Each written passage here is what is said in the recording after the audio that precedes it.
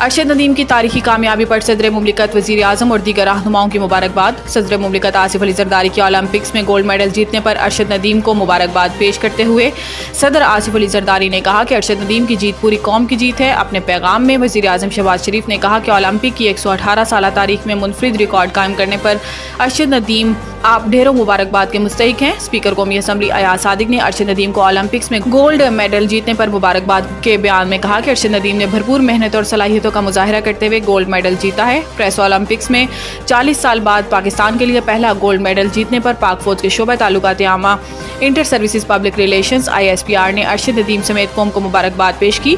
अरसलान इस्लाम शेख ने कहा कि सखर की आवाम की पुरजोर ख्वाहिश है कि पेरिस ओलंपिक्स में तमगा जीतने पर पाकिस्तानी जेवलिन थ्रोअर और अरशद नदीम को सोने का ताज पेश करेंगे। इन्होंने कहा कि ओलंपिक्स में पाकिस्तान के लिए सोने का तमगा जीतने पर सखर में ज़ेर तामीर न्यू स्पोर्ट्स स्टेडियम को भी अरशद नदीम स्टेडियम के नाम से मंसूब करने का फैसला किया गया है।